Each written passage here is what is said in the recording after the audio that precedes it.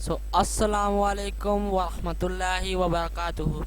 इस वीडियो में मैं आपको डेव सी प्लस प्लस या किसी भी सॉफ्टवेयर का मुकम्मल कोर्स करवाऊंगा। जी हाँ, तो बगैर किसी टाइम के ज़ाया किए हम चलते हैं अपनी वीडियो की तरफ। सबसे पहले आपने अपना सॉफ्टवेयर खोल लेना है, जो कि मेरे पास तो है डेव सी प्लस प्लस। तो ये मैंने खोल लिया यहाँ पर सॉफ्टवेयर। तो एक मिनट, ये ओपन हो रहा है। तो ये सॉफ्टवेयर मेरा ओपन हो गया है। तो कंट्रोल एन दबाकर, अगर आपके पास यहाँ पर डेव सी प्लस प्लस है तो यहाँ पर कंट्रोल एन दबाकर यहाँ पर आप पहुँच जाएंगे। तो सबसे पहले जो सी प्लस प्लस का सबसे पहला सेक्शन आता है वो है हेडर सेक्शन। हेडर सेक्शन में हम अपनी हेडर फाइल्स जो हैं उनका इस्तेमाल करते हैं। हेडर फाइल जो बेसिकली हम जो 4 हेडर फाइल्स हैं ज़्यादातर जो यूज़ करते हैं, तो हैश का साइन लगाते हैं। हैश के साइन से हेडर फाइल चलनी स्टार्ट होती है। तो पहले हम हैश का साइन लगाएंगे, फिर लिखेंगे इंक्लूड और ब्रैकेट्स में हम अपनी हेडर फाइल का नाम लिखेंगे। तो यहाँ पर जो हेडर फाइल है वो है studio.h और दूसरी हेडर फाइल हमारे पास है conio.h। तीसरी हेडर फाइल है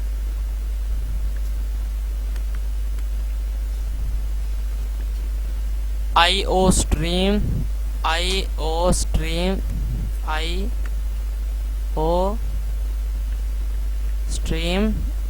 और चौथी हेडर फाइल है हमारे पास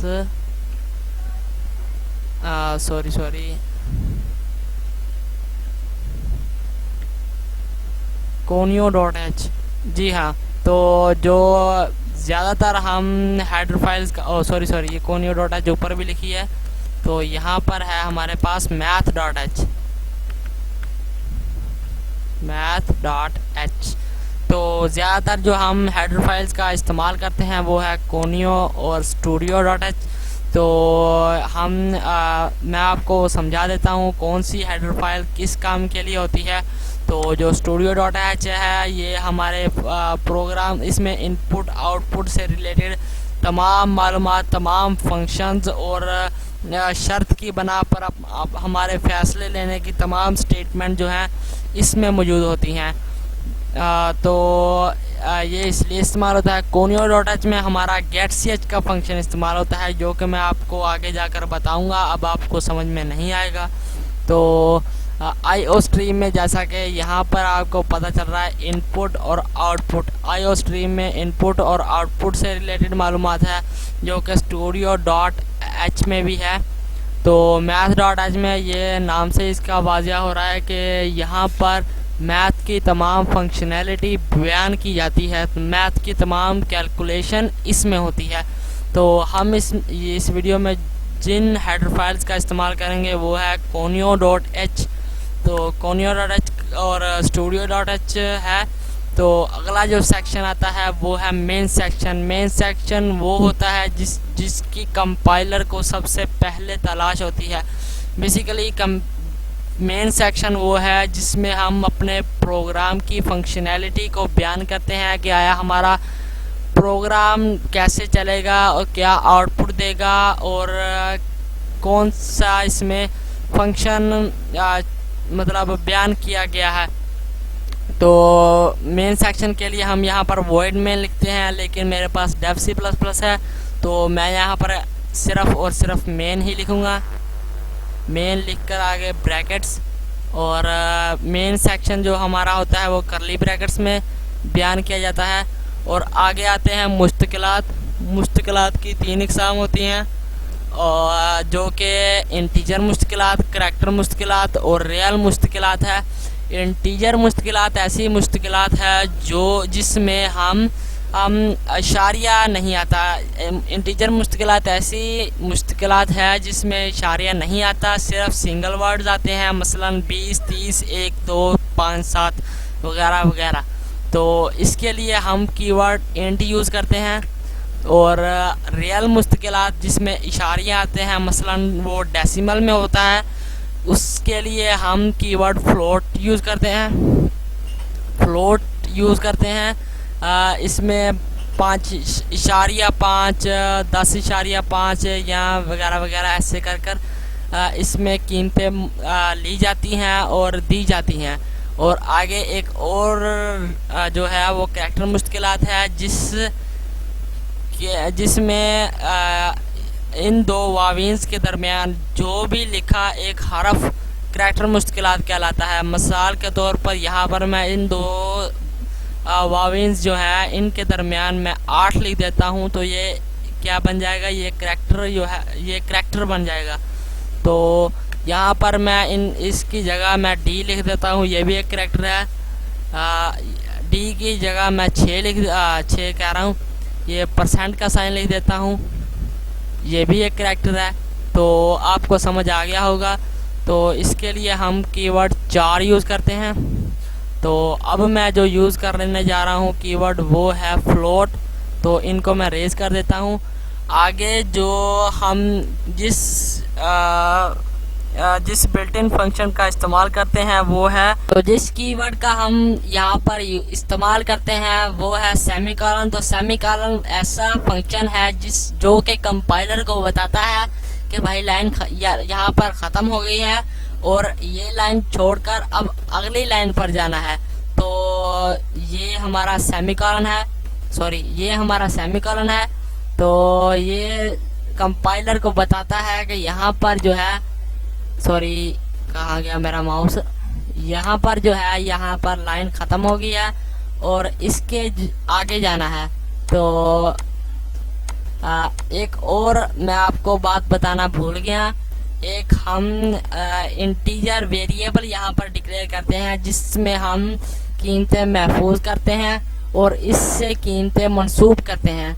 तो कीवर्ड लिखने के 3 असूल होते हैं, वो मैं आपको बता देता हूँ। कीवर्ड नहीं, वेरिएबल लिखने के 3 असूल होते हैं जो कि हैं कीवर्ड के पहले, मतलब वेरिएबल के नाम के पहले कोई भी डेसिमल का करैक्टर या फिर इशारिया वाला करैक्टर या परसेंट साइन वगैरह नहीं आने चाहिए। ये सिर्फ ABC के करैक्टर ही होने चाहिए। मिसाल के तौर पर ABC ये सारा यहाँ एक कीवर्ड है, यहाँ जो A है ये भी एक वेरिएबल है। तो हम इसमें कीमतें दे सकते हैं और ले सकते हैं जो कि इंटीजर होती हैं। तो हम यहाँ पर एक इंटीजर का A नाम का वेरिएबल डिक्लेयर कर दिया है हमने। तो आगे चलते हैं। आगे आता है built in function. Built in function वो होता है जो कि प्रोग्राम की स्टैंडर्ड लाइब्रेरी में, मतलब प्रोग्राम की हेडर फाइल्स में पहले से मौजूद होता है। इसकी मिसाल एक प्रिंटफ फंक्शन भी है। प्रिंटफ फंक्शन वो फंक्शन है जो कि स्क्रीन पर आउटपुट दिखाने के लिए इस्तेमाल होता है। प्रिंट एफ फंक्शन कहलाता है।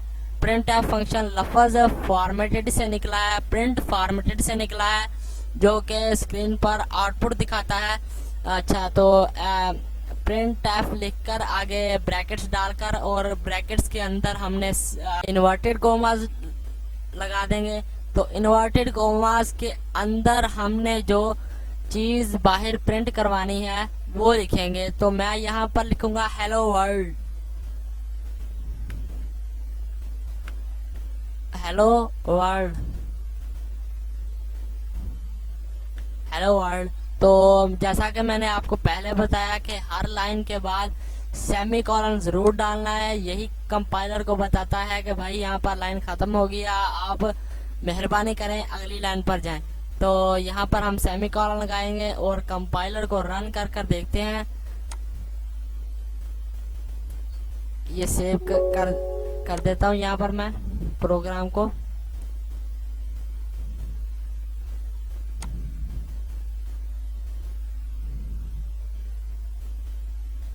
तो यहाँ देखिए, यहाँ पर हेलो वर्ल्ड जो है वो प्रिंट हो गया है।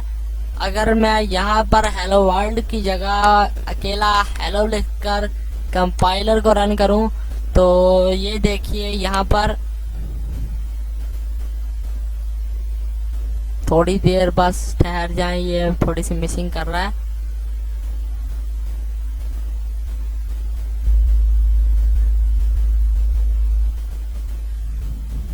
यहाँ देखिए ये हेलो प्रिंट हो गया है, तो आपको समझ में आ गया होगा। अब जो दूसरा फंक्शन है बिल्ट इन फंक्शन का वो है scan F function. Scan F function एक ऐसा फंक्शन है जो कि यूज़र से इनपुट लेने के लिए इस्तेमाल होता है। वो करैक्टर हो सकती है, रियल हो सकती है, इंटीजर इनपुट हो सकती है। तो स्कैन एफ के लिए हम स्कैन एफ पहले लिखेंगे, स्कैन एफ भी स्कैन फॉर्मेटेड से निकला है। इसके आगे भी हम ब्रैकेट्स लगाकर सेमीकोलन, और यहाँ पर हम जोन से इनपुट लेना चाहते हैं उसका जोन सा भी हमने यहाँ कीवर्ड लगाया है। ये आप याद रखिए, इंटीजर के लिए हम %d लिखेंगे और %i भी लिख सकते हैं। और रियल के लिए हम जो कि फ्लोट टाइप है उसके लिए %f लिखेंगे, और जो करैक्टर है उसके लिए %c लिखेंगे, जो कि 4 टाइप है। तो ये बात आपको समझ आ गया होगा। तो हमने इंटीजर जो है वो इनपुट लेनी है, तो यहाँ पर %d लिखेंगे। %d लिखने के बाद यहाँ पर कोमा लगाएंगे।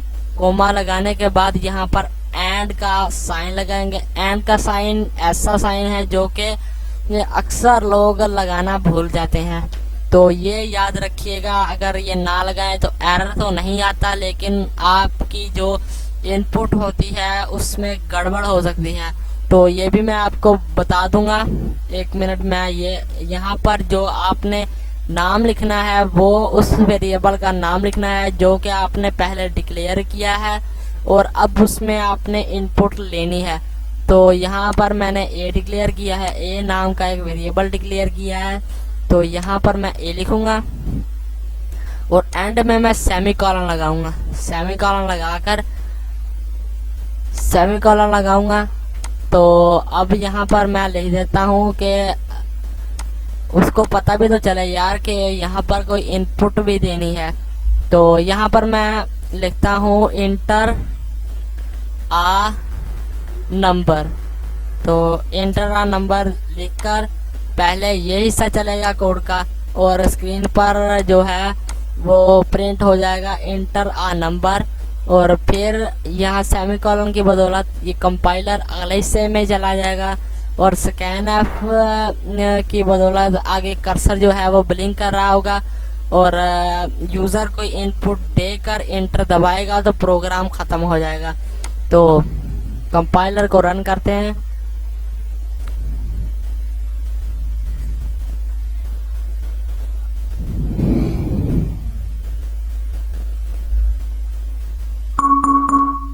ये इसको काट देता हूँ,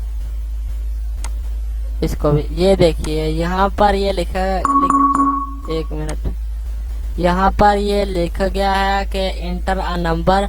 तो मैं यहाँ पर 8 जो है वो इंटर करता हूँ।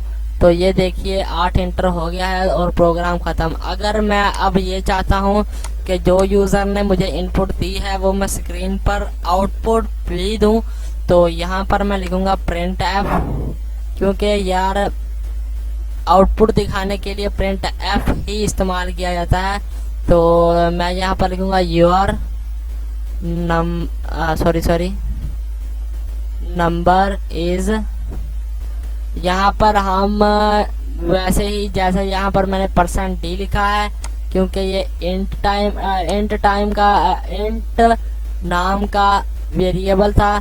तो मैं यहाँ पर %d लिखूँगा, क्योंकि मैंने इंटीजर जो है वो आउटपुट दिखानी है, इंटीजर कीमत आउटपुट दिखानी है। यहाँ पर कोमा, और यहाँ पर वो उस वेरिएबल का नाम लिखूँगा जिसकी कीमत मैंने आउटपुट दिखानी है। तो यहाँ पर मैं ए लिखूँगा, ए लिखकर एंड में सेमीकोलन लगाकर कंपाइलर रन करते हैं। अच्छा, कंपाइलर आप सोच रहे होंगे कि मैं जो बार बार कंपाइलर कंपाइलर कह रहा हूँ, कंपाइलर है क्या चीज़। तो कंपाइलर एक ऐसी मतलब चीज़ तो नहीं है, एक ऐसा प्रोग्राम है। कंपाइलर एक ऐसा प्रोग्राम है जो कि आला दर्जे की ज़बान में लिखे गए प्रोग्राम को कंप्यूटर की ज़बान, जो कि कंप्यूटर 0 और 1 की फॉर्म समझता है, ज़ीरो और 1 की फॉर्म जो है, यही सिर्फ कंप्यूटर की ज़बान सिर्फ यही है, कंप्यूटर ये चीज़ समझता नहीं है।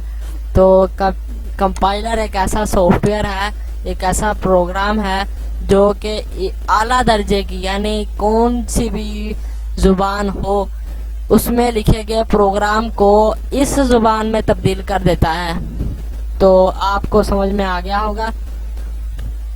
तो कंपाइलर को रन कर देखते हैं।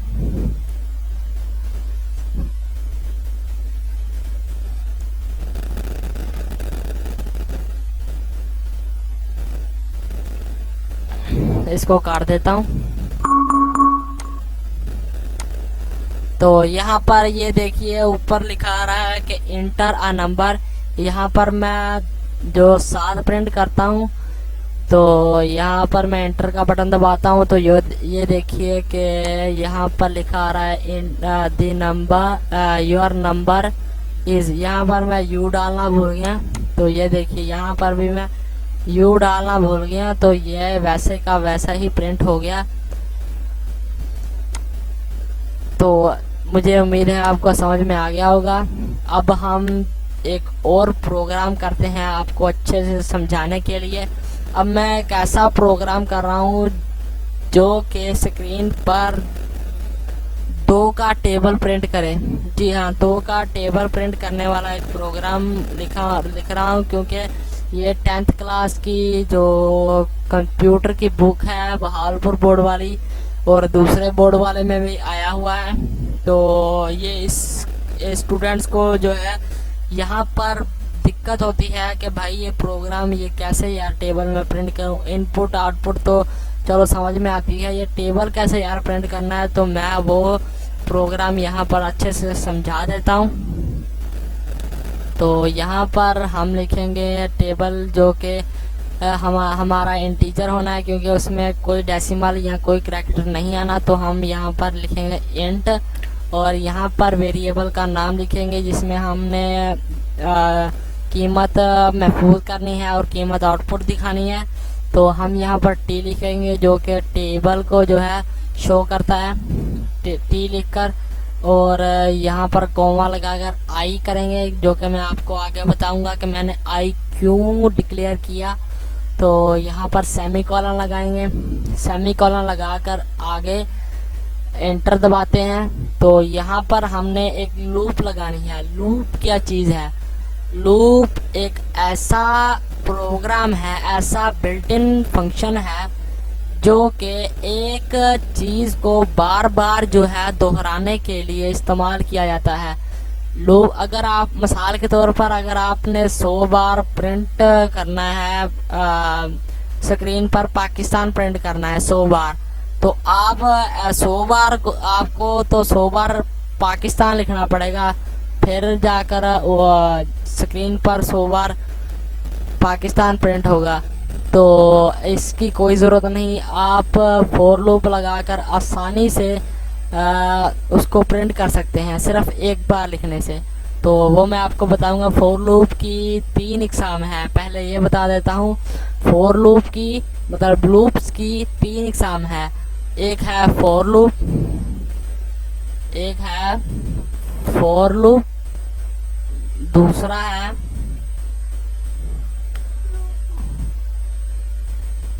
सॉरी विल लूप, तीसरा है डू,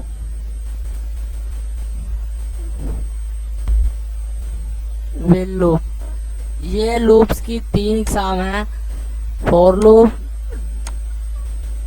सॉरी ये डबल लगा दिया मैंने।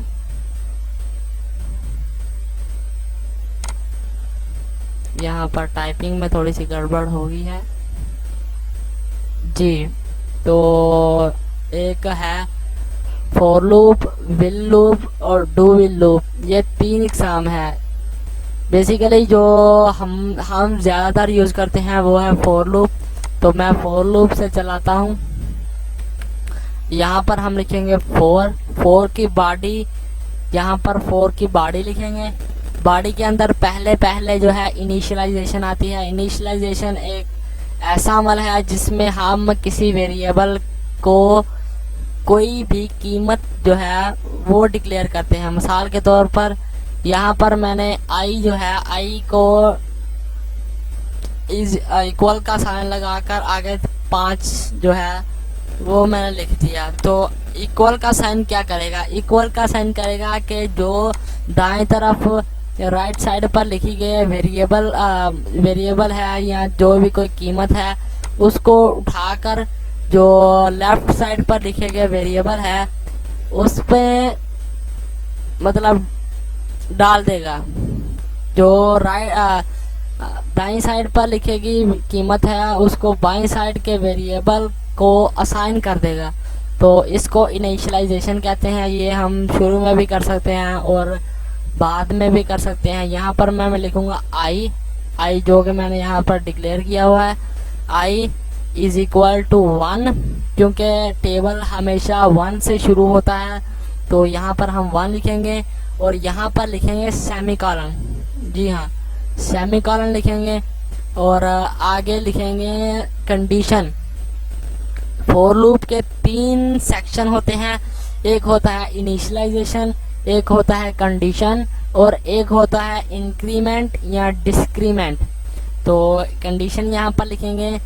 तो मैं यहाँ पर कह रहा हूँ अगर आई इक्वल हो 1 के, मतलब आई के पास एक की कीमत हो, तो आई छोटा हो या बराबर हो बराबर हो 10 के, मतलब आई छोटा है या बराबर है 10 के। और यहाँ पर मैं सिर्फ फिर सेमीकोलन लगाऊंगा और यहाँ पर लिखूंगा आई प्लस प्लस। तो ये मैंने यहाँ पर, यहाँ प्लस प्लस आपको समझ नहीं आएगा, तो यहाँ पर मैं लिखूंगा I is equal to I plus 1। तो आई प्लस 1 लिखने के से अच्छा है, मतलब आई प्लस प्लस का मतलब है आई में एक का और इजाफा करना। तो ये आई प्लस प्लस लिखने से हमको ये सब जो है ये नहीं लिखना पड़ेगा। तो हम यहाँ पर फिर से आई प्लस प्लस लिखेंगे। अब यहाँ पर आई प्लस प्लस लिख दिया है। अब यहाँ पर आगे मैं चलूँगा, यहाँ पर मैं एंड में आपको समझाऊंगा कि ये कैसे चलती है और क्या होता है, क्योंकि अब आपको समझने में नहीं आएगा। तो यहाँ पर लिखेंगे प्रिंट एफ, क्योंकि हमने टेबल जो है वो प्रिंट करना है स्क्रीन पर, प्रिंट एफ। तो यहाँ पर लिखेंगे %d मल्टीप्लाई %d, ऐसे खूबसूरत करके लिखना है स्पेसिस छोड़कर। तो इज इक्वल टू % d लिख दिया और आगे लगाना है स्लैश एन। ये जो है ये कैरेक्टर है, स्लैश कैरेक्टर है। और यहाँ पर एन जो है कैरेक्टर, ये एक अर्थमेटिक जो है अर्थमेटिक ऑपरेशन है। इसका मतलब है कि जो कर्सर जो है इसको ये तो प्रिंट हो जाएगा और अगली जो प्रिंट आनी है उसको अगली लाइन पर प्रिंट करना है। मिसाल के तौर ये मैं आपको बाद में बताऊंगा क्योंकि अभी आपको समझ में नहीं आएगा। तो यहाँ पर मैं आई लिखूंगा, यहाँ पर मैं टी लिखूंगा, टी, यहाँ टी को इनिशियलाइजेशन करना है। टी इज इक्वल टू 2 क्योंकि हमने 2 का टेबल लिखना है, इसलिए टेबल टी को हमने 2 असाइन कर दिया और यहाँ इसे कहते हैं इनिशियलाइजेशन। तो यहाँ पर टी कोमा यहाँ पर हम लिखेंगे आई तो यहाँ पर हम लिखेंगे T multiply by I, T multiply by I. ये हो, अब मैं आपको समझाऊंगा। यहाँ पर शुरू में मैंने पहले टी को कीमत दे दी 2 की, इसे कहते हैं इनिशियलाइजेशन। तो टी को 2 की कीमत दे दी और टी को डिक्लेयर भी कर दिया। तो आगे जाकर मैंने आई को डिक्लेयर कर दिया, आई को डिक्लेयर कर दिया इंट टाइप के कीवर्ड में। तो आगे हमने लूप लगाई। लूप में ये वाला जो हिस्सा है ये एक बार चलता है, ये वाला जो हिस्सा है ये पहली बार चलेगा। तो अगला हिस्सा जो है ये हिस्सा फिर चलेगा, सॉरी ये वाला हिस्सा चलेगा। यहाँ ये सेमीकोलन से लेकर ये सेमीकोलन तक ये हिस्सा चलेगा।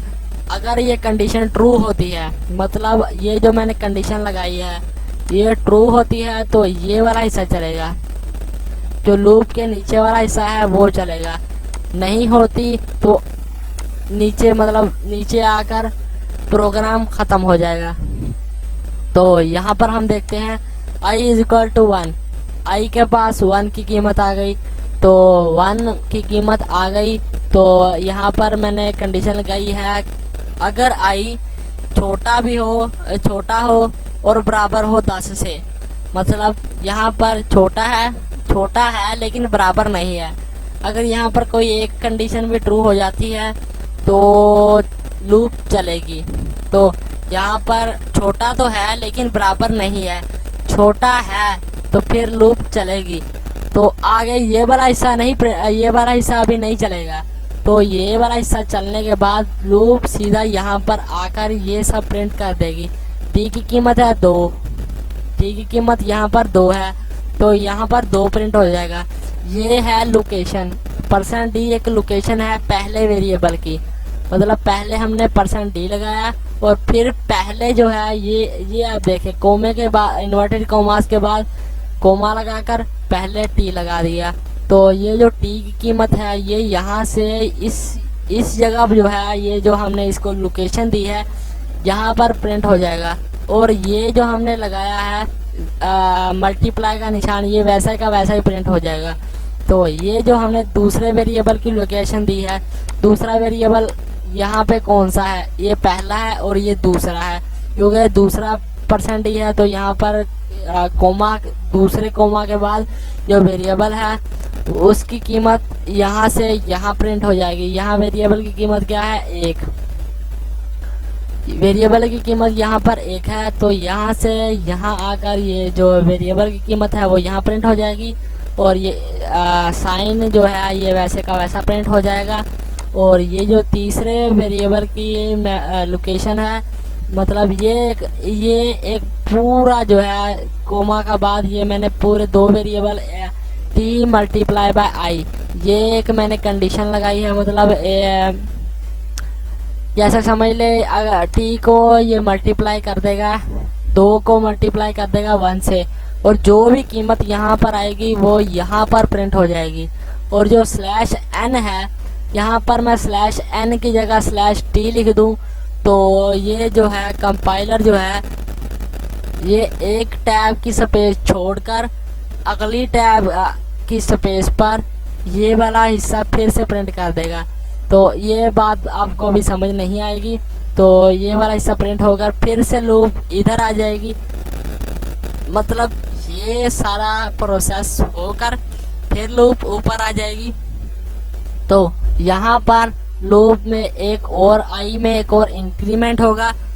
तो यहाँ पर आई की कीमत हो जाएगी 2। ये वाला हिसाब सिर्फ एक बार ही चलता है। यहाँ पर आई की कीमत हो जाएगी 2। तो फिर जो है कंपाइलर है यहाँ से फिर यहाँ आ जाएगा, फिर यहाँ पर कंडीशन चेक होगी तो यहाँ पर ट्रू हो जाएगी, क्योंकि 2 छोटा है 10 से, तो नीचे आ जाएगा, फिर ये प्रिंट हो जाएगा।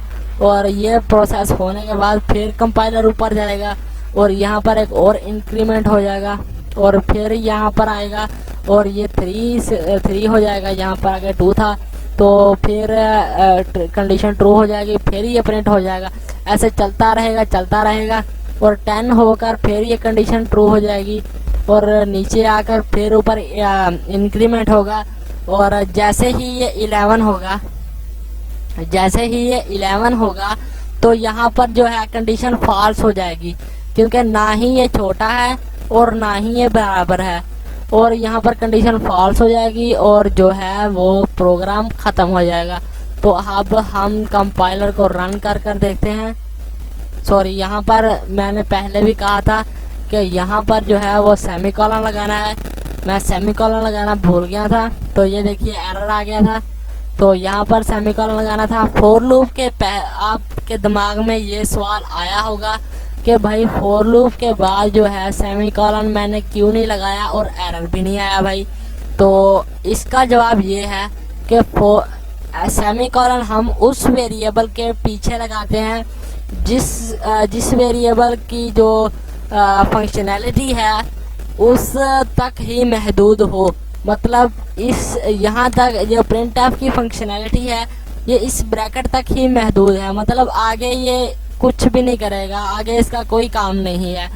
और जो फोर लूप है इसकी फंक्शनैलिटी यहाँ तक महदूद नहीं है, बल्कि ये अगली लाइन को भी चलाता है और अगली लाइन को भी चलाता है और फिर से ऊपर आकर फिर अगली लाइन को चलाता है। अगर हम यहाँ पर सेमीकोलन लगा देंगे तो हम ये कहेंगे कि भाई इसकी फंक्शनैलिटी जो है यहाँ तक ही महदूद है, तो ये गलत हो जाएगा और कंपाइलर जो है वो एरर करना शुरू कर देगा।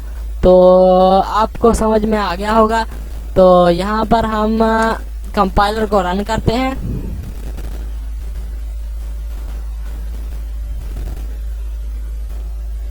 ये देखिए ये हो आ गया, 2 का टेबल प्रिंट हो गया भाई। ये देखिए 2 1 जा 2, 2 2 जा 40, 2 3 जा 60, 2 2 जा 4। सॉरी यार, सॉरी आप भी कहते होंगे यार इसको पढ़ना नहीं आता।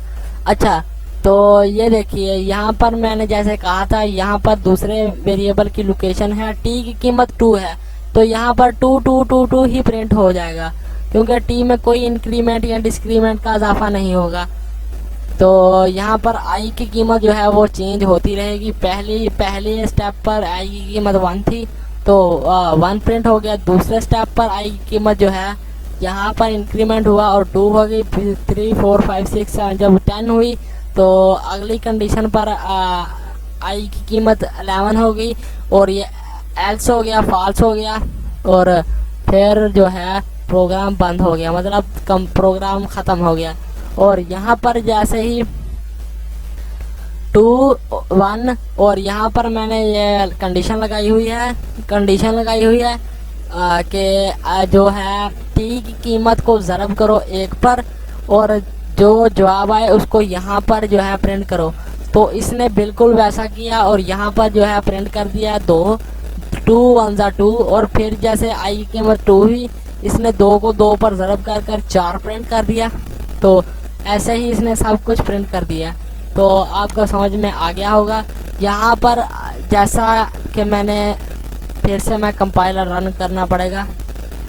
तो जैसा कि मैंने कहा था कि ये /n जो है ये कर्सर को अगली लाइन पर ले जाता है। ये देखिए यहाँ पर पूरी प्रिंट हुई और ये कर्सर जो है यहाँ से अगली लाइन पर चला गया। अगर मैं ये /n नहीं लगाता तो फिर देखते हैं, इसको काट देता हूँ, फिर देखते हैं क्या होता है। ये देखिए मैंने यहाँ पर /n नहीं लगाया तो प्रिंट देखिए प्रिंट कैसे होगी।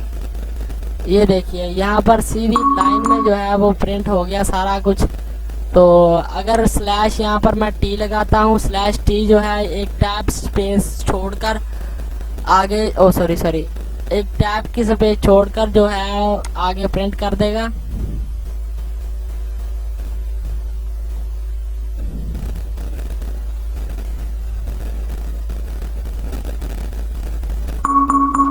यार क्या है भाई, इसको कैंसिल कर देता हूँ ये। अच्छा, तो ये देखिए यहाँ पर पहली प्रिंट हुई और फिर यहाँ पर टैब की स्पेस छोड़कर आगे प्रिंट हो गया। तो ऐसे आपको समझ में आ गया होगा। अगर यहाँ पर कैप्स करैक्टर के बाद हम यहाँ पर n लगाएंगे तो न्यू लाइन में चला जाएगा, टी लगाएंगे तो टैब की स्पेस छोड़ देगा। अगर हम यहाँ पर a लगाएंगे तो अलर्ट की आवाज़ पैदा करेगा। अलर्ट की आवाज़ जो है वो पैदा करेगा कंपाइलर। ये देखिएगा, गौर से सुनिएगा, ये देखिए।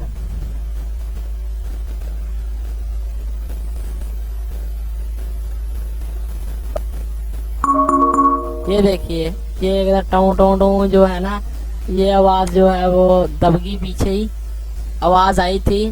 तो यहाँ पर ए जो है वो अलर्ट की आवाज़ पैदा करेगा और जो बी है वो पिछला करैक्टर जो है वो मिटा देगा। मतलब ये एक बार प्रिंट होगा, फिर दूसरी बार जो प्रिंट होने लगेगा वो पिछला करैक्टर जो है मिट जाएगा।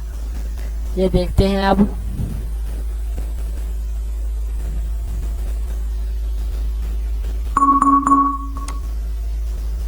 ये देखिए, ये पहले 2 1 2 और 2 2, ये देखिए यहाँ पर मिक्स हुआ पड़ा है। ये पिछला कैरेक्टर जो है 2 1 2, यहाँ पर डबल 2 आना था, यहाँ पर एक 2 जो है वो मिस हो गया है, एक 2 मिस हो गया है। और फिर आना है 2 2 4, यहाँ पर 4 मिस हो गया है।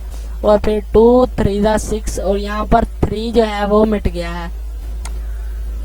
तो आपको समझ आ गया होगा, यहाँ पर हम एन ही लगाना है क्योंकि अगला जो है हमने अगली लाइन पर प्रिंट करना है। तो ये जो है हमारा प्रोग्राम बन गया। तो हम दूसरा एक प्रोग्राम करते हैं क्योंकि आपको और अच्छे से समझ आ जाए। तो अब हम यहाँ पर एक नई चीज़ सीखेंगे, एक डाटा स्ट्रक्चर। डाटा स्ट्रक्चर क्या होती है? डाटा स्ट्रक्चर एक ऐसी शय है जो कि बहुत बड़े डाटा को एक साथ महफूज करती है। एक साथ मतलब एक से ज़्यादा डाटा जो है वो महफूज कर लेती है डाटा स्ट्रक्चर। डाटा स्ट्रक्चर कौन सी है? अर्रे। अर्रे एक डाटा स्ट्रक्चर है। अर्रे एक डाटा स्ट्रक्चर है। इसको शुरू में भी इनिशियलाइजेशन कर सकते हैं और एंड में भी इनिशियलाइजेशन कर सकते हैं। तो अब एक मिनट, तो अब हम यहाँ पर डाटा स्ट्रक्चर की भी मतलब किस्में होती हैं, वो आपको नहीं मैं बताता क्योंकि आपके मतलब लेवल की नहीं है। तो यहाँ पर हम डाटा स्ट्रक्चर को इंट टाइप के वेरिएबल में डिक्लेयर करते हैं। डाटा स्ट्रक्चर को इंट अरे डाटा स्ट्रक्चर की जो हम मतलब मिसाल के तौर पर आपने 100 जो है स्टूडेंट्स हैं, 100 स्टूडेंट्स के मार्क्स जो है वो आपने 100 स्टूडेंट्स के मार्क्स आपने महफूज करने हैं। तो आपको 100 वेरिएबल डिक्लेयर करने पड़ेंगे। तो 100 वेरिएबल डिक्लेयर करने से अच्छा है कि आप अर्रे जो है वो इस्तेमाल करें। अर्रे काम ऐसे करती है कि यहाँ पर अर्रे का नाम आता है, मैं उसका डाटा स्ट्रक्चर यहाँ पर बना देता हूँ। डाटा टाइप,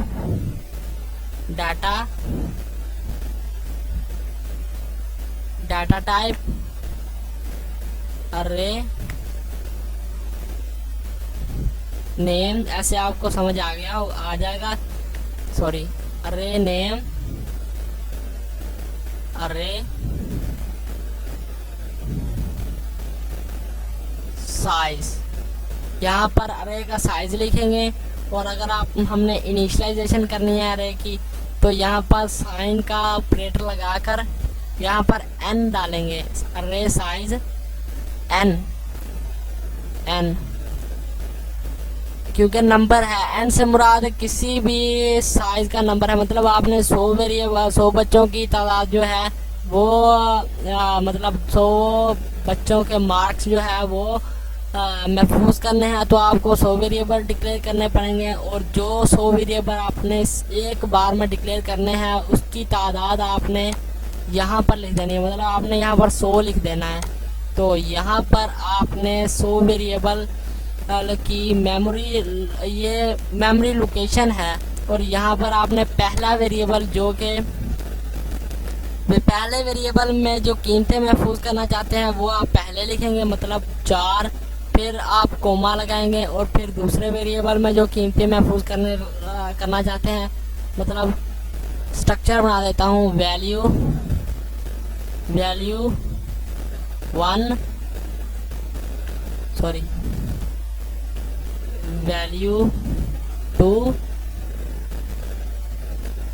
वैल्यू 3 और ऐसे चलते जाएंगे जितने वेरिएबल आपने बनाए हैं। और यहाँ पर वैल्यू n से मुराद नंबर है कि कितने आखिरी नंबर है कि कितने जितने वेरिएबल आपने यहाँ पर दिए हैं वो नंबर जो है यहाँ उतने नंबर यहाँ पर दे देना है। तो आपको समझ आ गया होगा ये स्ट्रक्चर पूरा। तो यहाँ पर हम डाटा टाइप लिखते हैं जो कि मैंने यहाँ पर इंट लिखा हुआ है। अर्रे का नेम लिखते हैं, यहाँ पर मैंने अर्रे ही लिख दिया है, मतलब यहाँ पर मैं लिखूँगा स्टूडेंट लिख देता हूँ। ये एक अर्रे नाम का मैंने एक अर्रे का नाम डिक्लेयर कर दिया है कि मेरी अर्रे का नाम है स्टूडेंट। तो यहाँ पर हम लिखेंगे अर्रे का साइज। तो अर्रे का साइज ब्रैकेट्स में बिग ब्रैकेट्स में लिखा जाता है। तो यहाँ पर मैं 10 लिख देता हूँ क्योंकि मैंने 10 स्टूडेंट्स यहाँ पर डिक्लेयर कर दिए हैं। तो और यहाँ ये ख्याल रखना है कि एंड में सेमी कॉलन भी लगाना है, यहाँ पर सेमी कॉलन लगाना है। और यहाँ पर फिर स्टूडेंट्स लिख दिया। और यहाँ पर हमने इसको इनिशियलाइजेशन करना है। इनिशियलाइजेशन कैसे करना है, इज इक्वल को का साइन लगाना है। इज इक्वल का साइन लगाकर यहाँ पर करली ब्रैकेट्स लगानी है। लगाकर फिर आपने पहले जो 10 में से जो पहला वेरिएबल इस जो अर्रे है इसमें पहले वेरिएबल का नाम जो पहले वेरिएबल का पता होता है वो होता है 0। पहले वेरिएबल 0 होता है और फिर दूसरा 1, फिर तीसरा 2, चौथा 3, पांचवा 4, 5, 6, 7, 8, 9, फिर 9। ये है आपके वेरिएबल। जो पहले ही आप कीमत दर्ज करेंगे वो 0 पे जाकर महफूज होगी, 1 पे जाके महफूज नहीं होगी, 0 पे जाके महफूज होगी। और दूसरी कीमत जो आप देंगे वो होगी 1 पे जाके महफूज। तो यहाँ पर मैं एक लोकेशन दे देता हूँ। लोकेशन मैं यहाँ पर दूंगा, मतलब यहाँ पर जो मैं वैल्यू दूंगा कि भाई ये 0 पे जाकर 0 वेरिएबल में जाकर महफूज कर दो। तो वो है 5, फिर 8, फिर 4 यहाँ पर जो है कोमा लगाना है। फिर मैं ये लिख रहा हूँ अपने से ही, ये मैंने ऐसे 10 लिख देने हैं। ये कितने हो गए, ये 1, 2, 3, 4, 5, 6, 7, 8, 9, 10 पूरे हो गए। 10 हो गए। पहला जो है ये A0 में प्रिंट हो जाएगा, दूसरा जो है ये 1 में प्रिंट हो जाएगा, तीसरा जो है वो 2 में प्रिंट हो जाएगा। तो आपको समझ में आ गया होगा। अभी आपको अच्छे से समझ आ जाएगा जो मैं अब करने वाला हूँ। तो यहाँ पर जो हमने स्टूडेंट्स के मार्क्स जो हैं वो इनपुट लिए हैं, या भाई यार ये स्टूडेंट्स का थोड़ा सा हाई लेवल का हो गया, अब ठीक है। अब यहाँ पर हम सेमीकोलन लगाएंगे। अब हम ये स्टूडेंट के मार्क्स जो है वो आउटपुट दिखाना चाहते हैं, तो हम printf लिखेंगे। printf लिखकर इन्वर्टेड कॉमास और यहाँ पर लिखेंगे स्टूडेंट नंबर, हाँ ठीक है, नंबर इज यहाँ पर %d का साइन लगा देता हूँ। और यहाँ पर अब आपको समझ में आ जाएगा, यहाँ पर मैं लिखूँगा अपने वेरिएबल का नाम, जो कि पहले आपको मैंने बताया है कि यहाँ पर वो वेरिएबल लिखते हैं जिसमें हमने पहले कीमत महफूज की हो और वो हमने यहाँ पर डिस्प्ले करवानी हो। तो यहाँ वेरिएबल जो है वो स्टूडेंट है। और ये जो मतलब इनमें से जोन से भी हमने प्रिंट करवानी है वो हम यहाँ पर लिखेंगे स्टूडेंट, और यहाँ पर ब्रैकेट्स लगाएंगे जैसा कि हमने यहाँ पर भी किया है। और यहाँ पर हम लोकेशन बताएंगे कि भाई यहाँ इनमें से कौन से स्टूडेंट की जो है वो वैल्यू प्रिंट करवानी है। तो हम यहाँ पर 0 लिख देंगे। तो 0 जो है वो बेसिकली इस वाले पहले वाले कीमत का जो वेरिएबल का नाम है वो है 0। तो 10 में से जो 0 है तो ये हमने 10 वेरिएबल डिक्लेयर किए हैं। और यहाँ पर एंड वाला जो आखिर वाला जो वेरिएबल है उसका नाम है 9।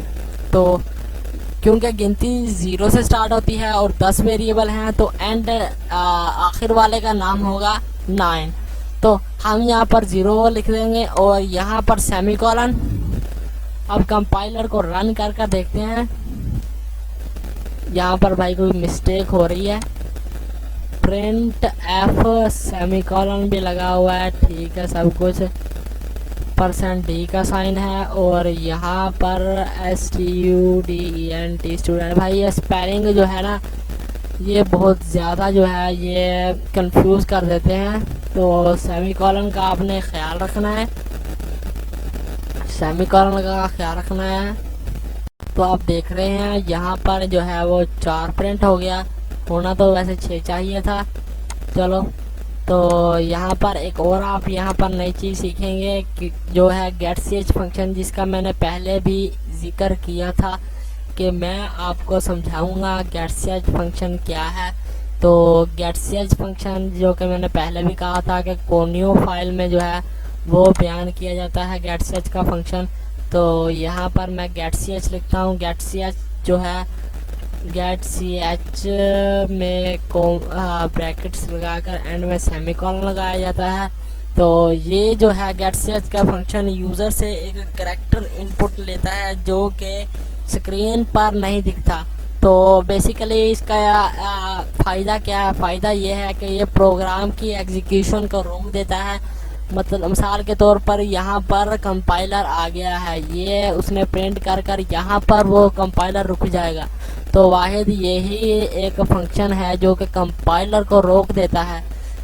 इस जगह पर आकर कंपाइलर जो है वो रुक जाएगा और आगे जो भी कुछ लिखा हुआ है वो एग्जीक्यूट नहीं होगा।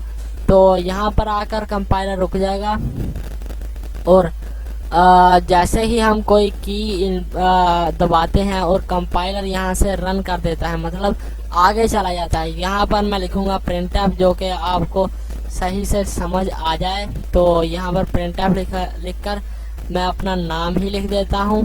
तो नाम लिखूँगा और यहाँ पर मैं कंपाइलर को रन करूँगा। यहाँ पर यह सेमीकोलन लगाया तो सेमीकोलन लगाकर कंपाइलर को रन करूँगा। तो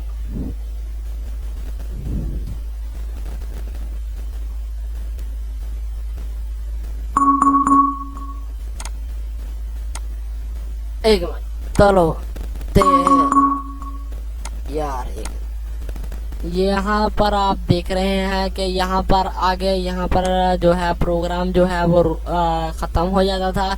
अब यहाँ पर कर्सर जो है वो ब्लिंक कर रहा है क्योंकि जो कंपाइलर है वो यहाँ तक आ गया है, उसने सब कुछ प्रिंट कर लिया और यहाँ पर आकर रुक गया है और अभी तक जो मेरा नाम है वो प्रिंट नहीं हुआ।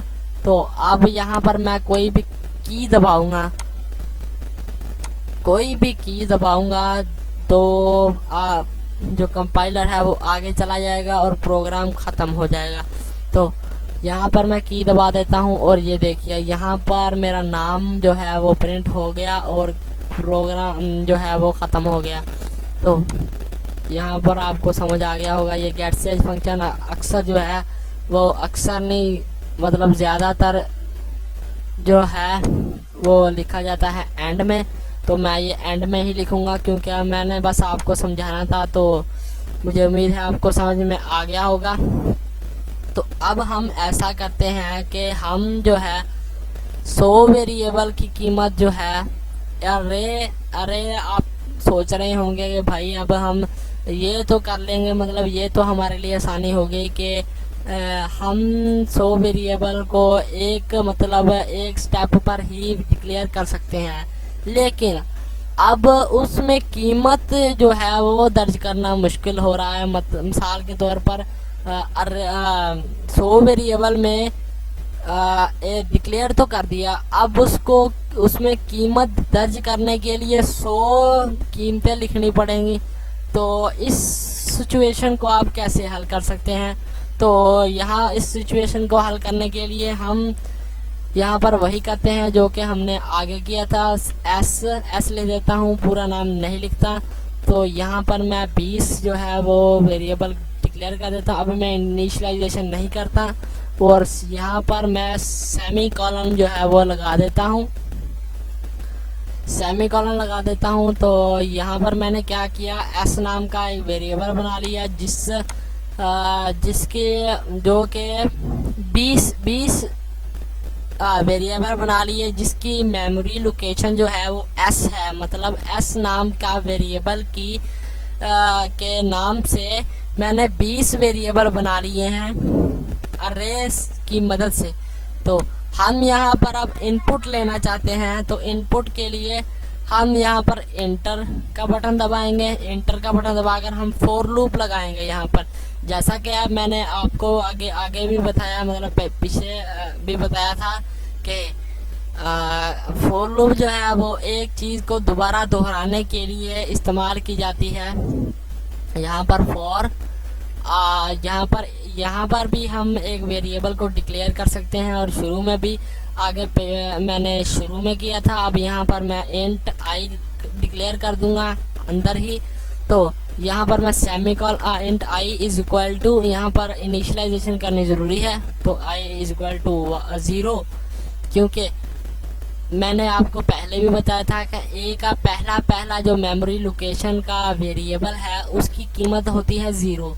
तो हम यहाँ पर पहले 0 लिखेंगे, semicolon i less than is equal to 20, less than is equal to 20, क्योंकि हमने 20 तक जो है वो लूप चलानी है।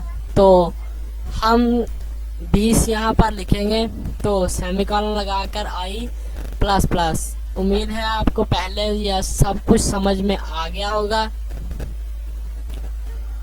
तो यहाँ पर मैं लिख देता हूँ और अब मैं स्कैनफ फंक्शन जो है वो लिख देता हूँ, क्योंकि हमने 20 इनपुट्स लेनी है।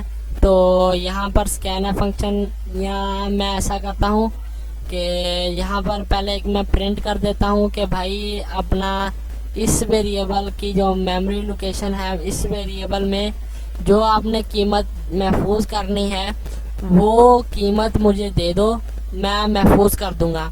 तो वो मैंने प्रिंट करना है। अगर आप मल्टीपल कंडीशन लगाना चाहते हैं, मतलब मैंने मल्टीपल कंडीशन लगानी है, मैंने प्रिंट एफ भी लिखना है और स्कैन एफ भी लिखना है, तो यहाँ पर हम करली ब्रैकेट्स लगाएंगे। करली ब्रैकेट्स के अंदर लिखेंगे, क्योंकि फॉर लूप जो है या इफ़ लूप जो है या इफ़ स्टेटमेंट जो है वो पहली उस अगर वो मतलब ट्रू हो जाती है, उसमें जो कंडीशन है वो ट्रू हो जाती है, तो वो अगली लाइन ही सिर्फ एग्जीक्यूट करेगी, उससे अगली लाइन एग्जीक्यूट नहीं करेगी। तो जो करली ब्रैकेट जो है उसकी मदद से हम जितनी भी कंडीशन लगाना चाहते हैं करली ब्रैकेट्स में लगाएंगे, वो तमाम की तमाम ही चलेंगी। तो यहाँ पर हम प्रिंट एफ लिखेंगे। प्रिंट एफ लिखने के बाद हम लिखेंगे इंटर, नहीं यहाँ पर परसेंट नहीं, इंटर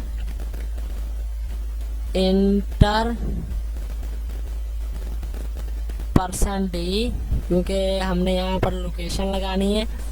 तो %d वेरिएबल नहीं, वैल्यू ले देता हूँ, वैल्यू। तो यहाँ पर वो लोकेशन हमने लगानी है एस जो है एस, यहाँ पर हम आई लिख देंगे। आई क्या करेगा, यहाँ पर पहले आई की कीमत 0 है, तो यहाँ पर आएगा आई की कीमत यहाँ पर 0 है, तो यहाँ पर भी 0 प्रिंट हो, मतलब यहाँ पर 0 प्रिंट हो जाएगा।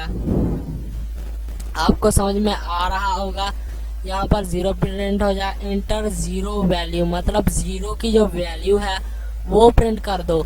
तो यहाँ पर 0 प्रिंट हो जाएगा, फिर लूप चलकर फिर यहाँ पर आएगी 1, इसकी कीमत हो जाएगी। यहाँ पर आई की वैल्यू 1 है, तो यहाँ पर 1 प्रिंट हो जाएगा। इंटर 1 वैल्यू, मतलब 1 की जो वैल्यू है वो प्रिंट कर दो। तो आपको समझ आ रहा होगा। तो स्कैनफ फंक्शन भाई ये देखने से समझ नहीं आता, इसको करो भी। तो %d, तो यहाँ पर जैसे आगे किया था हमने एंड का ऑपरेटर लगाकर एस, और फिर जो कि हमने जिस वेरिएबल में हमने कीमत महफूज करनी है वो वेरिएबल जो कि हमने ऊपर लूप लगाई है, इसलिए आई ही लिख देंगे क्योंकि पहला वेरिएबल यहाँ पर आई है तो यहाँ पर ज़ीरो आ जाएगा, और क्योंकि आई की कीमत ज़ीरो है तो ज़ीरो में जो है कीमत चली जाएगी। यहाँ पर सेमीकोलन। और अब अगर हम देखना चाहते हैं कि हाँ भी भाई जो हमने प्रिंट किया है, जो हमने एंटर की है वो सही से उसी जो वेरिएबल है उसमें चली गई है कि नहीं, तो हम यहाँ पर लिखेंगे प्रिंट एफ क्योंकि हमने देखना भी है यार महफूज हुई भी है कि नहीं, तो ये हमें दिखा देगा कि आपने ये वैल्यू इस वेरिएबल को दे दी है। तो प्रिंट, इसके लिए हम फिर से एक फॉर लूप लगा देंगे क्योंकि भाई 20 वैल्यू है, अब क्या प्रिंट करते रहेंगे हम। तो इंट, क्योंकि आई हमारा पहले इस्तेमाल हो चुका है तो इंट जे हम डायल करेंगे, तो जे इज इक्वल टू 0 क्योंकि पहले मेमोरी लोकेशन 0 है। J less than is equal to 20 J plus plus, तो यहाँ पर आ गया। तो प्रिंट एफ, हाँ जी, print F the value of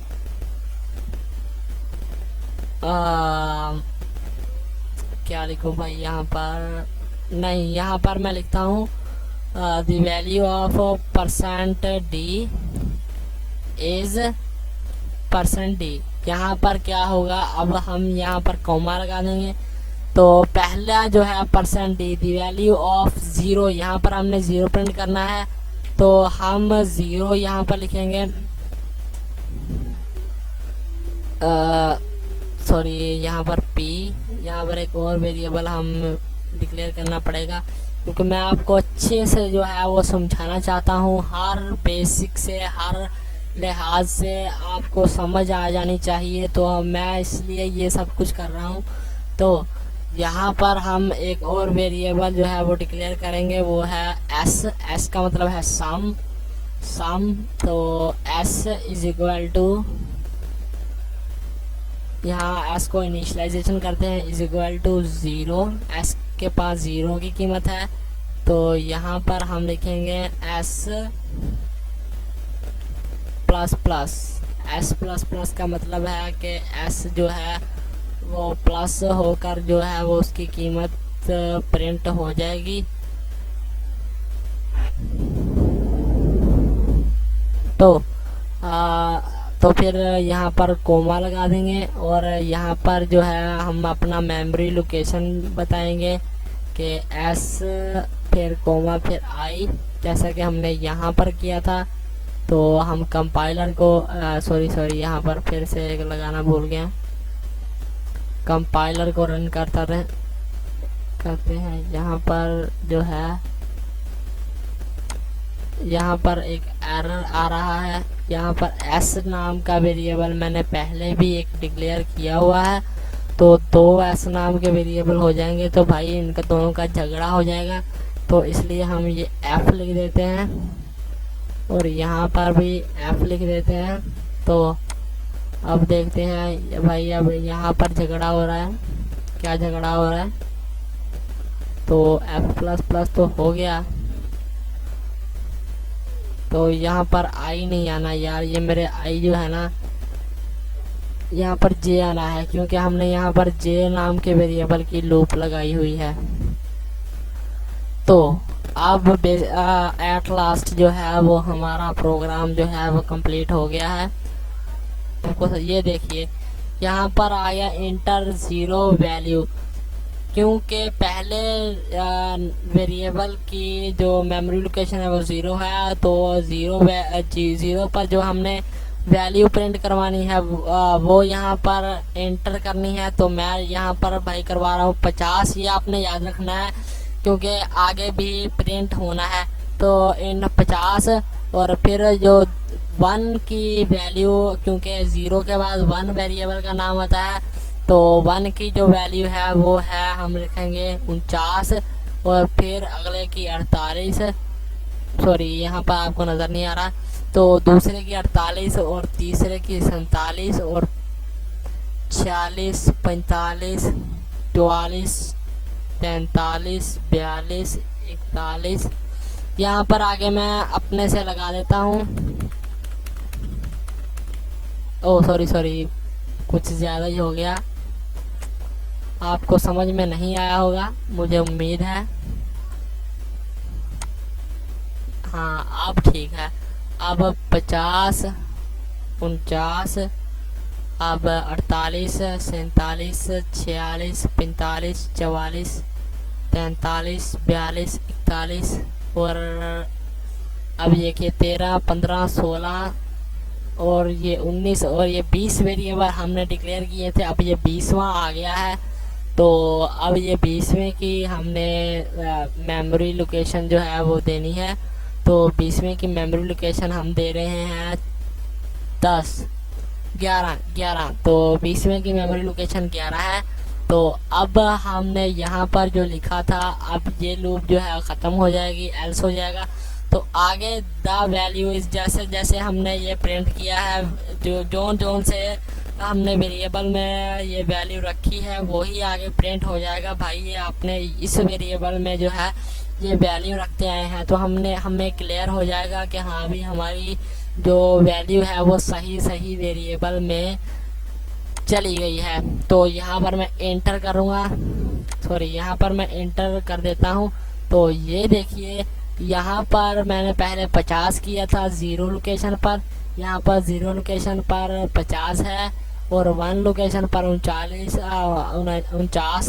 और 2 पर 48, 3 पर 47, 4 पर 46, और ऐसे ही सारा, और एंड में जो है 11 है।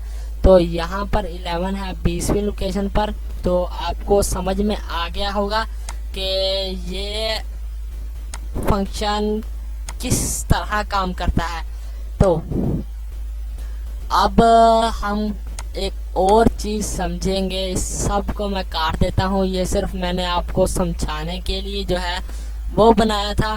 तो हम यहाँ पर अब एक और कंडीशन लगाएंगे। तो अब हम यहाँ पर करेंगे कि मैं एक जो है बंदे से उसकी एज और उसकी हाइट जो है वो इनपुट लूँगा, और उसके मुताबिक उसको कहूँगा कि भाई आप जॉब के लिए अप्लाई कर सकते हैं कि नहीं कर सकते। तो आपको ऐसे समझ नहीं आएगी, आप देखेंगे तो ही आपको समझ में आएगी। अब हम इंट टाइप का वेरिएबल डिक्लेयर करेंगे, लेकिन फ्लोट भी डिक्लेयर करेंगे, क्योंकि हाइट जो है वो डेसिमल में होती है, क्योंकि 5.5 या 6.5 वगैरह वगैरह। और हाइट लेनी है और एज लेनी है। तो हम यहाँ पर एज के लिए इंट ही करेंगे, सॉरी इंट कीवर्ड यूज़ करेंगे, और यहाँ पर एज सेमीकोलन, क्योंकि ये डिक्लेयर कर दिया है हमने। तो यहाँ पर हम फ्लोट यहाँ पर हम लिखेंगे एज लेनी है और हाइट लेनी है, हाइट।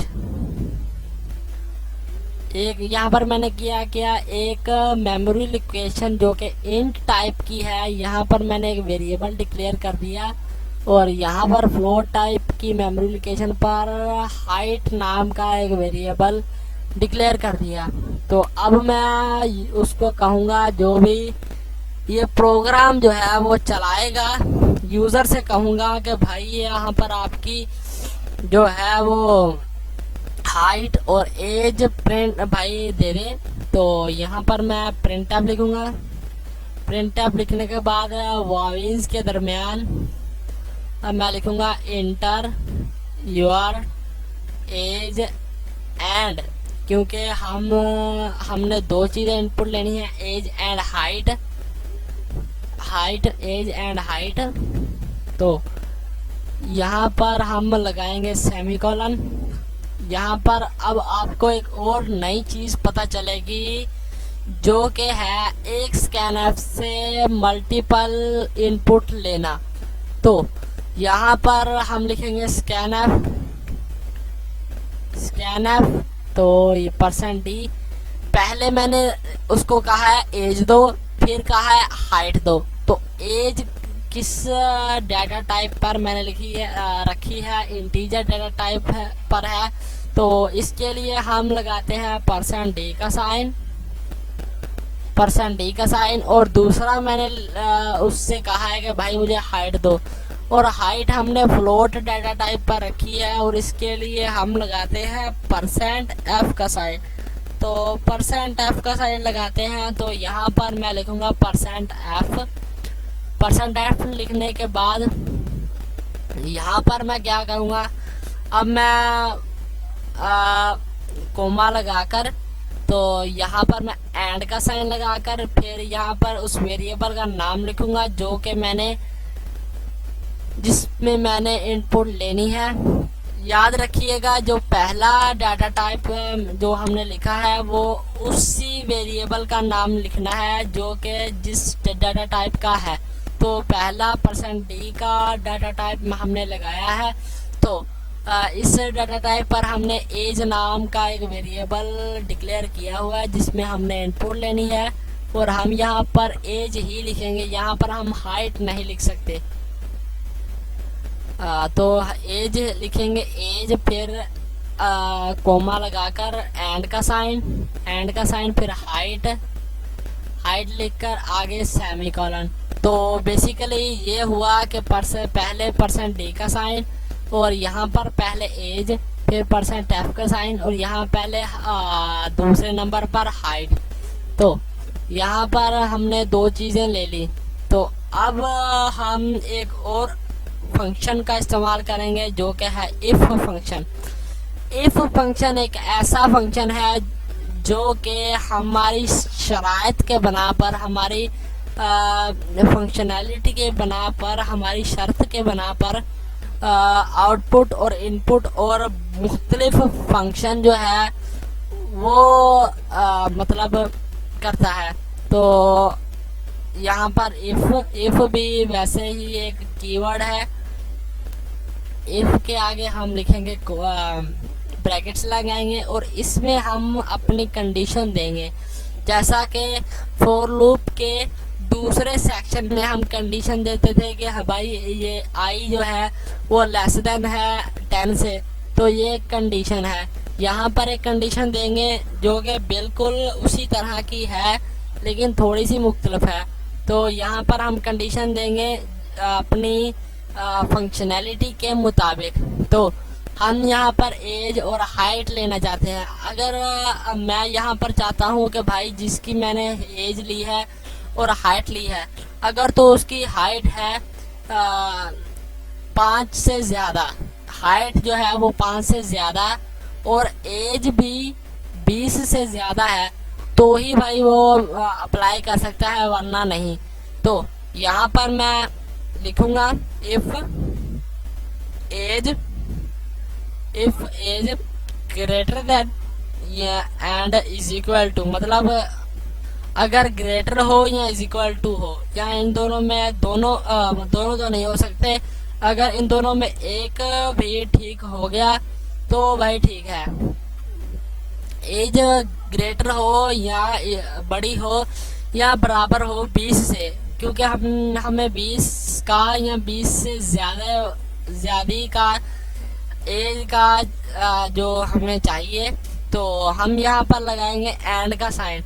ये एक मुंतकी ऑपरेटर है। मुंतकी ऑपरेटर क्या होते हैं? मुंतकी ऑपरेटर जो है वो 3 किस्म के होते हैं। एक होता है और नॉट एंड और ऑपरेटर के लिए हम जो है कीवर्ड जो है वो इस्तेमाल करते हैं। ये इसका मुझे नाम नहीं पता, तो ये देख लें आप।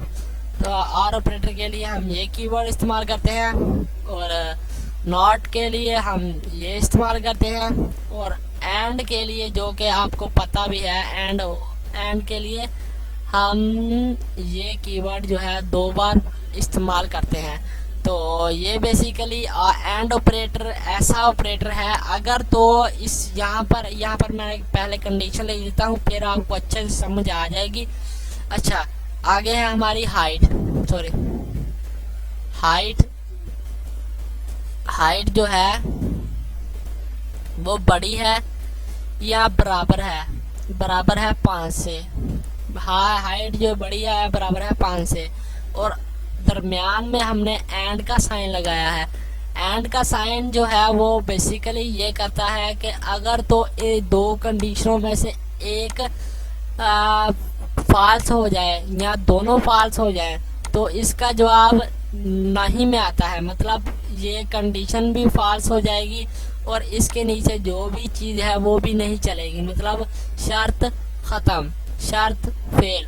तो आपको समझ में आ गया होगा, एंड ऑपरेटर सिर्फ तभी चलता है अगर ये दोनों कीमतें जो हैं ये ट्रू हो जाएं, मतलब एज जो है बराबर हो या बड़ी हो 20 से, हाइट जो है बराबर हो 5 से या बड़ी हो 5 से, तो ही ये एंड की अगली कंडीशन चलती है, वरना नहीं। तो आगे रहा और जो है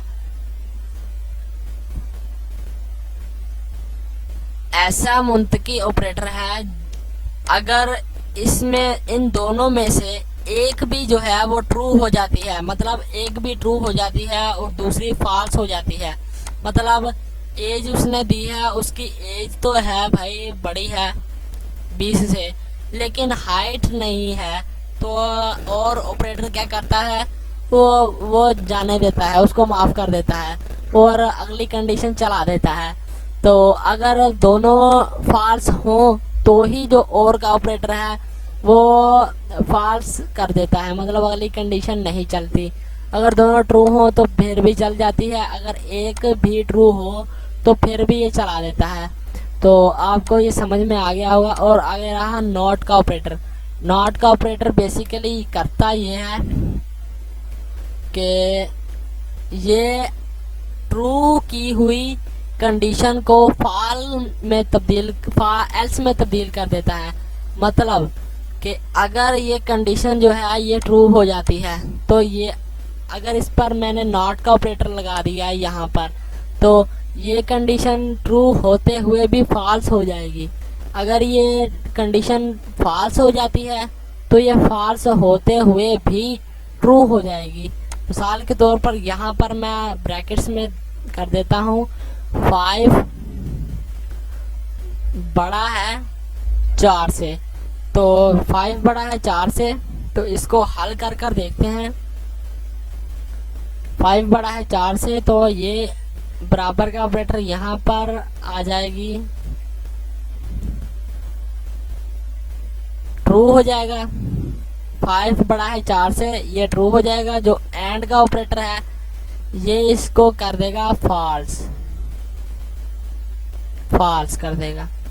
जो एंड का ऑपरेटर है ये ट्रू को जो है फॉल्स कर देगा, फॉल्स में तब्दील कर देगा। तो आपको अच्छे से समझ आ गया होगा। मैंने तो पूरी भाई कोशिश की है कि आपको अच्छे से समझ में आ जाए। तो हम यहाँ पर ये कर रहे हैं, यहाँ पर और का ऑपरेटर लगा रहे हैं कि भाई चलो कोई नहीं, एक भी जो है इसकी मतलब नहीं होती, मतलब कोई भी एक भी फॉल्स हो जाए तो चलो जाने दो इसको, मतलब इसको एडमिशन दे दो। तो यहाँ पर हम प्रिंट करते हैं कि अगर तो इसकी कोई एक फॉल्स हो जाए या दोनों ट्रू हो जाए तो यहाँ पर प्रिंट हो जाएगा योर यहाँ पर क्या लिखूँ, योर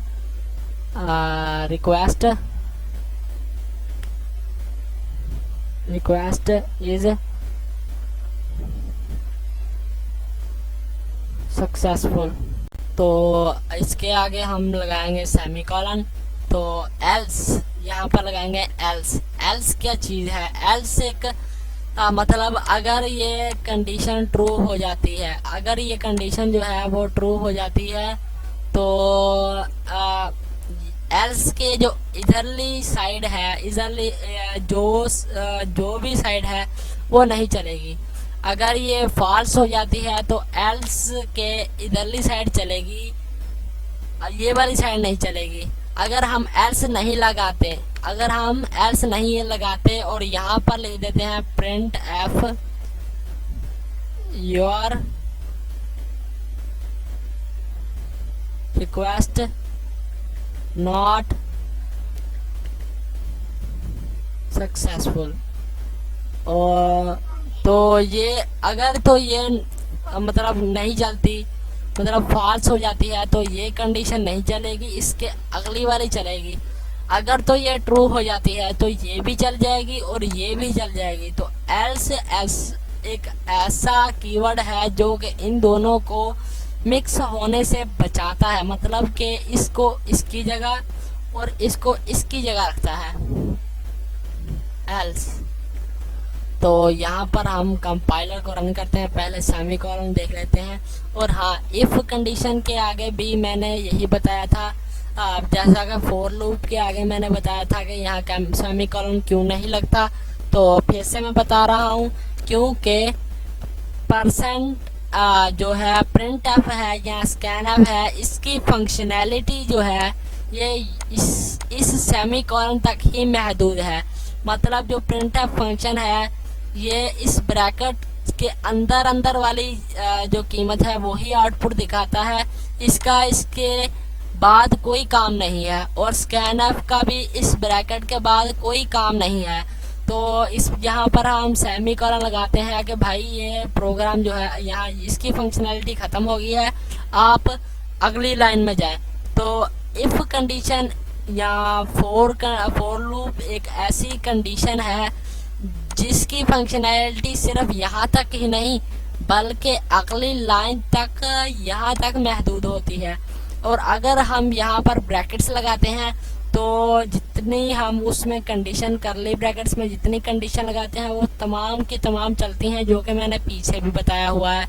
तो यहाँ पर हम कंपाइलर रन करते हैं, यहाँ पर देखिए, यहाँ पर प्रिंट हो गया है inter your age and height, inter your age and height. जैसा मैंने यहाँ प्रिंट मतलब लिखा था वैसा ही यहाँ जो है प्रिंट हो गया है। तो पहले मैं अपनी एज दे रहा हूँ 20 और आगे फिर से कर्सर जो है वो ब्लिंक कर रहा है।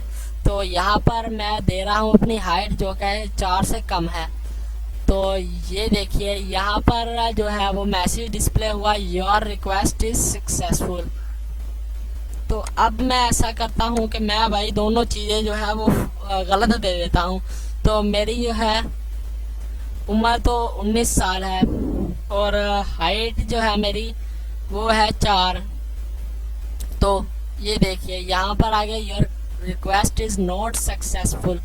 तो अगर मैं यहाँ पर आपको समझाने के लिए एंड का ऑपरेटर लगा देता हूँ, एंड का ऑपरेटर लगा देता हूँ और यहाँ पर मैं कंपाइलर को रन करता हूँ और यहाँ पर मैं एज अपनी 20 दे देता हूँ, लेकिन मैं जो मेरी हाइट है वो 4 दे देता हूँ, जैसा कि मैंने आगे भी ऐसे किया था। और कंडीशन ट्रू हो गई और स्क्रीन पर आउटपुट हो गया कि योर एडमिशन इज सक्सेसफुल। तो अब मैं ऐसा कर देखता हूँ कि क्या होता है। तो इंटर दबाता हूँ, ये देखिए यहाँ पर प्रिंट हो गया कि your request is not successful. तो आपको अच्छे से समझ आ गया होगा। तो इसको हम काट देते हैं, सॉरी यहाँ से इतना हम इसको काट देते हैं। तो अब मैं एक और प्रोग्राम करने जा रहा हूँ जो कि, एक मिनट इसको काट देता हूँ मैं पहले। यहाँ पर सॉरी ये बटन जो है कंट्रोल जेड करने से ये दोबारा वापस आ जाएगा। तो अब मैं एक ऐसा प्रोग्राम करने जा रहा हूँ जो कि यूज़र से उसका परसेंट जो है मतलब कि उसके मार्क्स की परसेंट जो है वो इनपुट ले और उसके मुताबिक उसका ग्रेड बताए। भाई अगर 80% उसकी परसेंटेज हो तो A+ ग्रेड मतलब जो लिख दे। अगर 70% उसकी जो परसेंट हो तो उसका ग्रेड A बता दे, और अगर 50 से कम हो तो उसका जो ग्रेड है वो फॉल्स कर दे कि भाई आप फेल हैं, तो ये बताए। तो हम यहाँ पर लिखेंगे जी जी लिख देते हैं, या फिर हम एन लिख देते हैं। एन लिखकर हम यहाँ पर करते हैं प्रिंट एफ।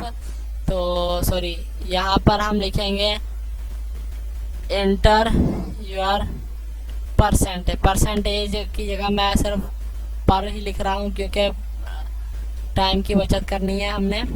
तो यहाँ पर स्कैन एफ लिखते हैं, स्कैन एफ %d लिखते हैं क्योंकि हमने एक ही जो है वैल्यू इनपुट लेनी है, वो भी इंटीजर।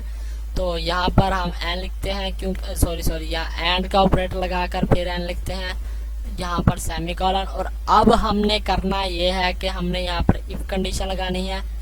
इफ सॉरी यहाँ पर इन्वर्टेड कॉमास नहीं आते।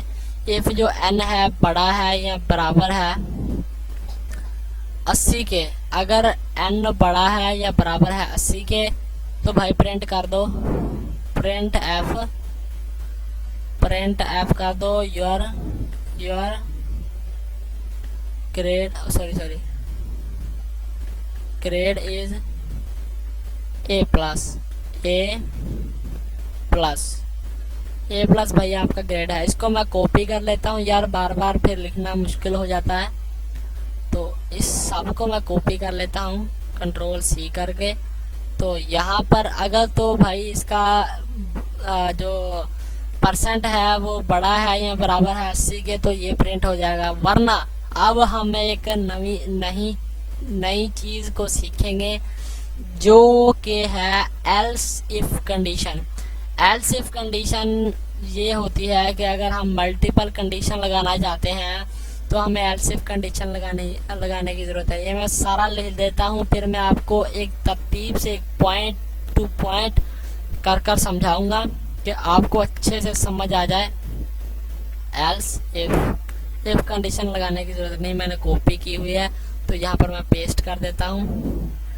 इफ एन जो है वो बड़ा है या बराबर है 70 से तो भाई ग्रेड जो है वो A प्रिंट कर दो। फिर एल्स लगाना है हमने, एल्स इफ जो एन है वो 60 से बड़ा है या बराबर है तो ग्रेड भाई मेरा प्रिंट कर दो B। तो यहाँ पर हमने लगाना है एल्स, फिर से F लगाकर यहाँ पर स्पेस छोड़ देनी है। F यहाँ पर 50 लिख देना है कि बड़ा है या बराबर है, तो C लिख देंगे यहाँ पर। तो अगली कंडीशन 50 से नीचे वाला जो है वो फेल होता है, तो हम यहाँ पर सीधा एल्स लगाएंगे, एल्स फिर प्रिंट एफ लगाकर सॉरी योर बट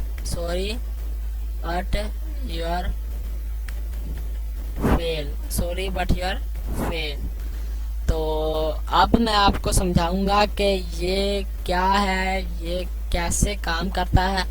तो यहाँ पर तो ये तो आपको समझ में आ गया होगा। तो इस लाइन में आकर कंडीशन चेक होगी, अगर जो ट्रू होगा तो ये प्रिंट हो जाएगा, और जो तमाम एल्स के जो बाद जितनी भी रकमें हैं ये सारी की सारी नहीं चलेंगी।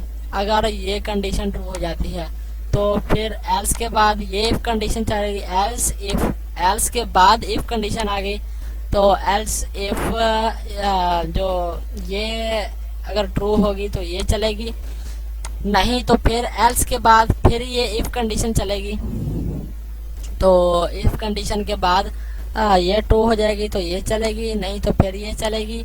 अगर ये कंडीशन ट्रू हो जाएगी ये चलेगी, नहीं तो फिर एल्स के बाद ये प्रिंट हो जाएगा, क्योंकि भाई उसका सी से मतलब n जो है ना ही बराबर है और ना ही बड़ा है 50 से। मतलब कि ये हुआ कि उसके जो नंबर हैं वो परसेंट जो है वो 50 से भी कम है। तो हमें पता चल गया भाई ये तो फेल है। तो हम यहाँ पर लिख देंगे सॉरी बट यूर फेल। तो हर एल्स इफ कंडीशन के बाद एल्स जो लगाना है वो लाजमी है। अगर हम एल्स नहीं लगाते तो कंपाइलर जो है वो एरर कर देता है। तो आपको समझ में आ गया होगा। तो अब हम चलाते हैं इसे। ये देखिए इंटर योर परसेंट, मतलब मेरे जो टेस्ट हुआ है उसकी जो परसेंट है वो यहाँ पर प्रिंट करनी है। मैं यहाँ पर लिख देता हूँ 60 लिखकर एंटर दबाता हूँ। यहाँ पर आ गया योर परसेंटेज बी, क्योंकि हमने यहाँ पर कंडीशन लगाई हुई है अगर एन बड़ा है या बराबर है 60 से तो यहाँ पर बी बाई प्रिंट कर दो। तो अब मैं एक और बार ये चलाता हूँ और इस बार मैं लिखता हूँ 49 मैंने यहाँ पर लिख दिया और एंटर दबा दिया। ये देखिए यहाँ पर आ गया sorry but you are fail, क्योंकि मेरी परसेंट जो है वो 49 मतलब 50 से कम है। तो मुझे उम्मीद है आप सबको समझ में आ गया होगा।